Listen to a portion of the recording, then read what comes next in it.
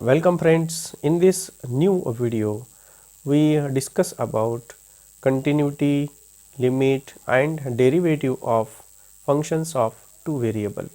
Friends, you are familiar with the functions of one variable, that is if we consider y equal to f of x, that is y is a function of x, then y is a dependent variable, y is a dependent variable and x is a independent variable. Now sometimes it happens that the dependent variable is depend on more than two variables. That means if we consider the case of a real life, when we heat some an element having the width and length, then the heating process, that is the temperature of that element increases along width that and along the length of that elements. So the heating process is depend on the two variable. Similarly, in mathematics we consider the case as a function of two variable x and y. Here the dependent variable we consider as a z, and we denote that dependent variable as, we write the case as z equal to f of x,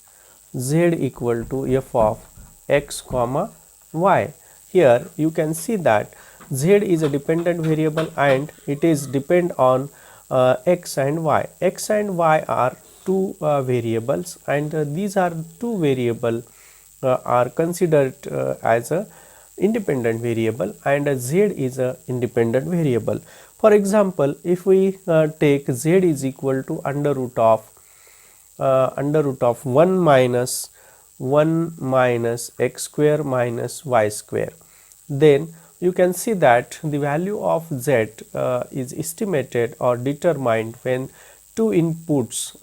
x and y are given, and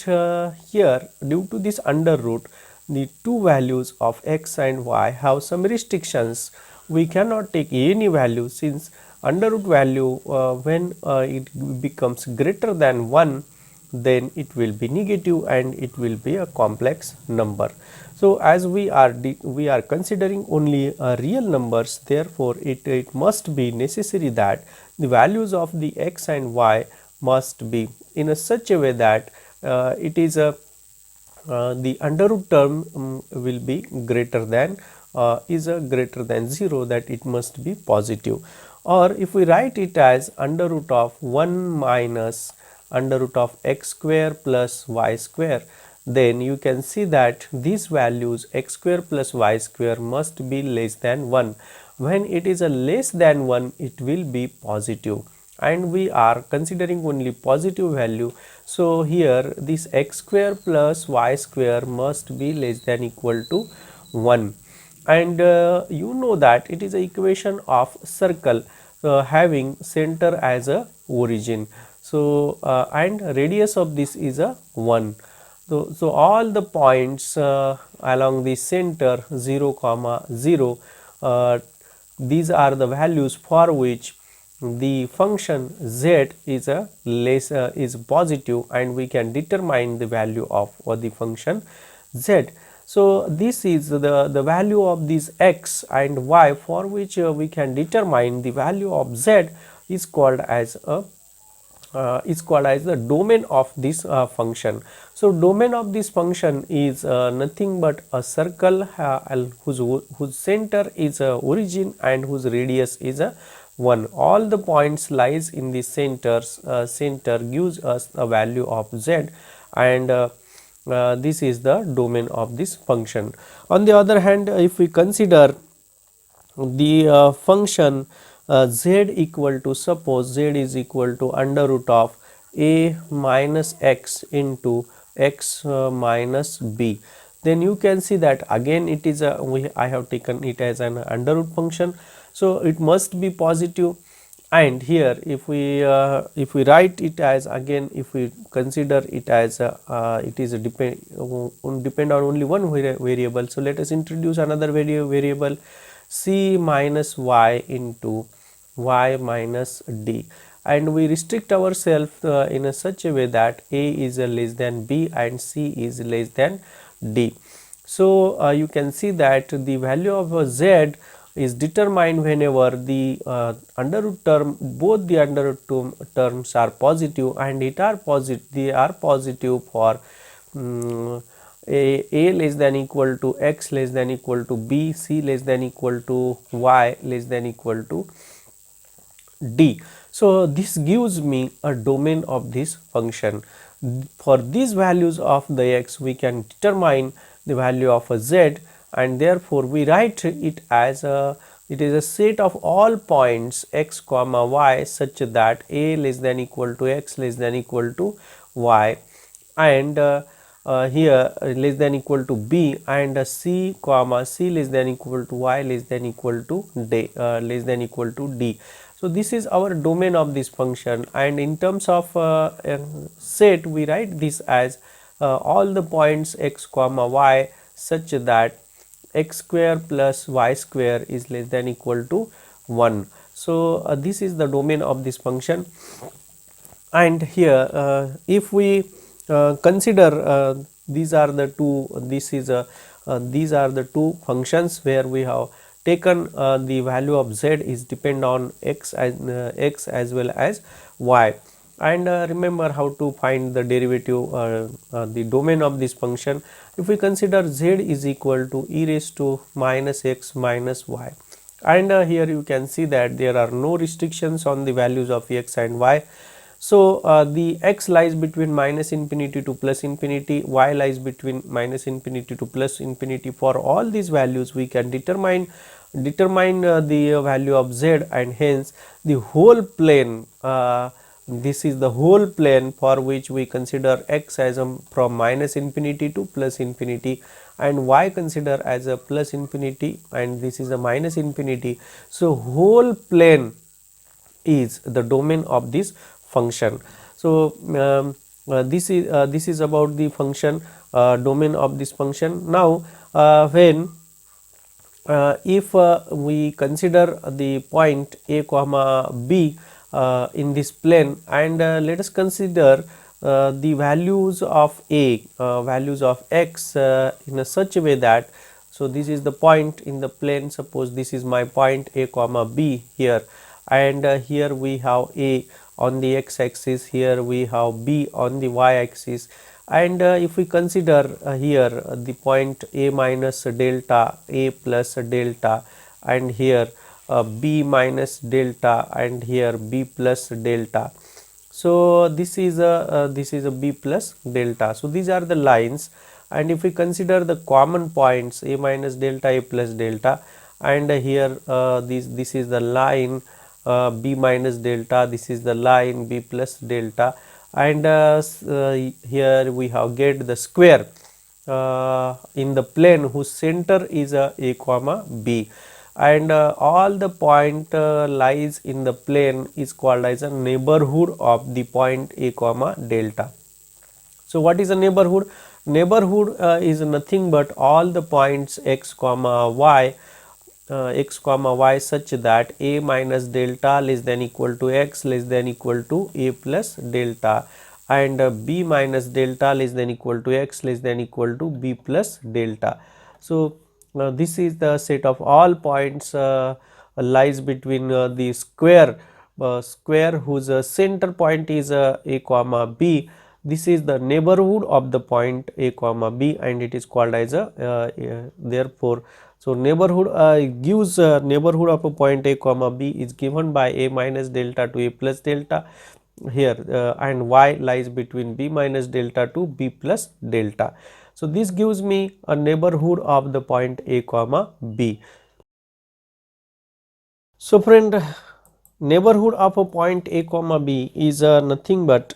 center. If we consider the point a comma b in the plane, then we have the line a minus delta, we have the line a plus delta on x axis parallel to y axis, and the line p minus delta parallel to x axis, the line b plus delta parallel to x axis, and the common points are this is the region, these are the common points whose and it is a square. it is a square whose center is a comma b, and this is all the set, all the values of x comma y, a minus delta less than equal to x less than equal to a plus delta, and b minus delta less than equal to y less than equal to b plus delta. This is called as a neighborhood of a point a comma b. Now friends, we know that y equal to f of x, this is the function, and this function is a continuous at point x is equal to c. Whenever the if we consider the neighborhood of the point c minus delta to c plus delta, for these values if we draw on the in the plane, this is a point c suppose, then c minus delta, then c plus delta. For these points, these values of x, if here if we have the value f of c, then for all the neighboring all the neighborhood here for which these values f of c minus this is my f of c minus delta, and here f of c plus delta, we get there is f of c plus delta, and for all these values of the values of this function, these are the very nearer to the point f of c. In other word, we write as all the values of the x near the point f of c is less than epsilon. When we want these values f of x near the point f of c, then there exists delta, means there are points x on the real axis near to the point c such that x minus c is less than delta. If this condition is satisfied, then we call this as a function is a continuous. Now we extend the same criteria to the function of two variables f of x comma y, and let us, if we consider the point a comma b, then the function is said to be continuous at point a comma b. F of x comma y minus f of a comma b is less than epsilon whenever here this neighborhood all the point x comma y such that a minus delta less than equal to x less than equal to a plus delta, and b minus delta less than equal to y less than equal to b plus delta. For this value, for this neighborhood of the point a comma b, whenever f of x comma y minus f of a comma b is less than epsilon, means whenever there exists a delta for these values of the epsilon, then we say that the function is a continuous function at the point a comma b. Friends, here we have taken these are the 2 points. You can see that we have chosen a neighborhood in the plane x comma y. This is the neighborhood of the point a comma b, and in another plane, if we consider the point f of x a comma b, this is the point a comma b, then all the point in the neighborhood of f of a comma b, if we want this distance f of x comma y minus f of a comma b is less than epsilon, then there exists a delta such that for all these points this f of x comma y belongs to this rectangle, belongs to the square, then we say that the function is a continuous function. Now sometimes here if we consider y is equal to b everywhere, then f of x comma b minus f of a comma b is less than epsilon. Here we have chosen y is equal to b, and this function is converted into function of single variable, that is function of y, function of x. Similarly, if we take x is equal to a, then function will be converted into function of single variable a comma y minus f of a comma b is less than epsilon. Then this is also, this is along the x axis, and this is along the y axis. So in this manner we can define the continuity of a function. Similarly, instead of this continuity, if we can write the limit also, when, as we know, the continuity of a function of a single variable, then you can see that the function f of x is said to have a limit L when x tends to c. Then we know the epsilon delta definition, that is f of x minus L is less than epsilon whenever mod of x minus c is less than delta, and here we have excluded the point x is equal to c by writing it must be greater than 0. Similarly, in the limit for the function of two variable, we say that the function of f of x comma y is said to L whenever x comma y tends to a comma b, and we write the epsilon delta definition as f of x comma y minus L is less than epsilon whenever x comma y such that a minus delta less than equal to x less than equal to a plus delta, and y and b minus delta less than equal to y less than equal to b plus delta, and this is except the point a comma b, or the same thing as all the points x comma y, where x comma y belongs to the interval a minus delta to a plus delta, a plus delta comma here x belongs to, here x belongs to the point a minus delta to a plus delta, and y belongs to the point close interval b minus delta to b plus delta, where we have excluded or except the point a comma b. Then for these values of x comma y, whenever f of x comma y minus L is less than epsilon, we say that the function has a limit L, and in the notation we write it as limit of f of x comma y tends to a comma b equal to L. Similarly, we write the limit of the function, limit of f of continuity of a function whenever x comma y tends to a comma b. Here f of x comma y tends to f of a comma b. So these are the notation, short notation of continuity and limit of a function. Basically it is a small difference, and the concept is the same as epsilon delta definition. In the function of a single variable, we have taken epsilon and delta is depend on epsilon. Here in the case of a function of two variable,